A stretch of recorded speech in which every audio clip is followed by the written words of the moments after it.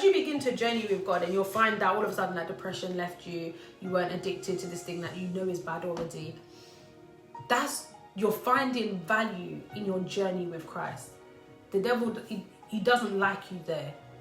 Because the more value you see in Christ is the more trust and confidence you have in God to actually get you to the end of your journey.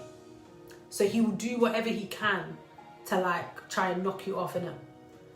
This is why I'm telling you to get vexed with the devil, because you're here trying so hard. You guys will literally be trying, like, honestly, I know it hurts and I know it's difficult when we're struggling with sin. And it's so demoralizing and you just want to give up. But don't get sad. Get angry. This devil is a devil. Like, do you understand? The devil is a devil. And he's not got your best interest at heart at all. So when you see these things coming at you, this invitation to sin, mate, I hate that. I don't want, it's like, let me just drink poison. But I can see the bottle that's got the skull and crossbones on it, and someone's here like, yeah, here, drink poison. Someone even said this is poison, and I'm just gonna go glug glug glug. Why? Am I all right? And that's what we need to start. Like, we need to start getting in our head. Like, that is the mindset that we need to start coming to, like, these things with.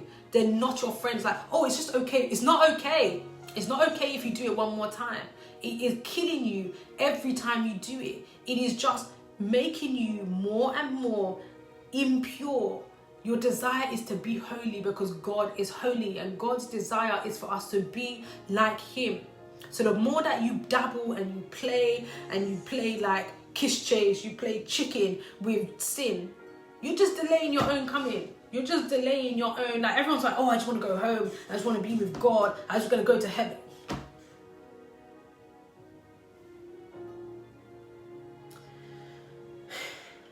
You'll struggle. You'll struggle. You'll struggle. Let me finish reading this. I'm going to go back to Ephesians, Romans, and then I'm going to round up. Let me jump to the end of verse 8. Oh no, I'm actually there anyway. I consider them garbage that I may gain Christ.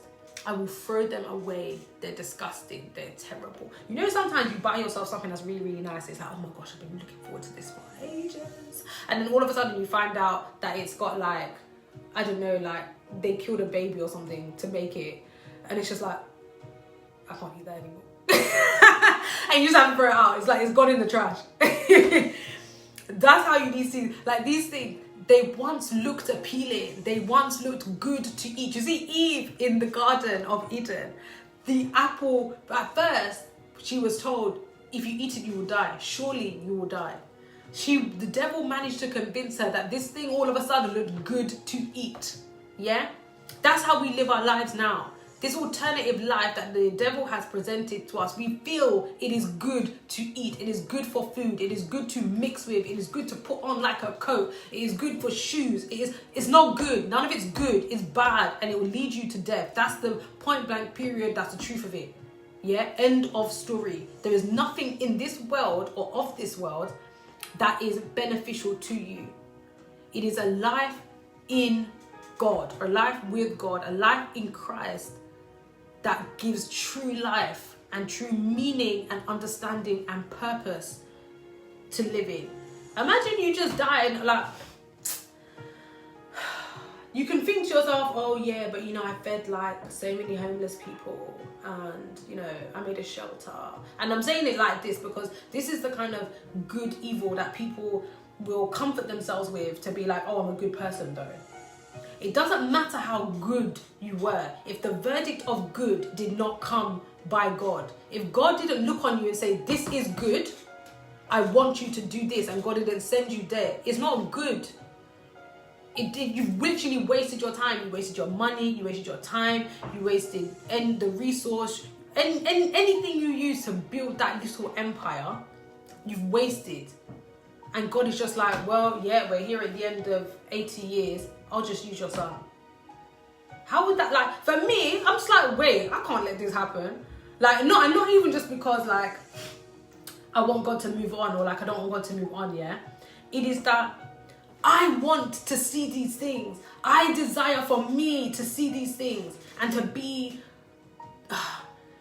a front runner. I want to be like, it's like, I want God to use me, do you understand? It's not just like, oh, I want, you know, a better life for my children. Of course I want a better life for my children, doesn't it? I do these things with that understanding that I want a better life for my children. But I don't do these things just for that reason. That's a bonus. But for me, to see the wonder of God, the glory, but I said these Egyptians got to see fire on the mountain. Do you ever want to see fire on the mountain? How cool would that be to see fire on the mountain? I just want God to use me. Do you understand? I hate, like, you see where it says those who fear the Lord, like, run from sin.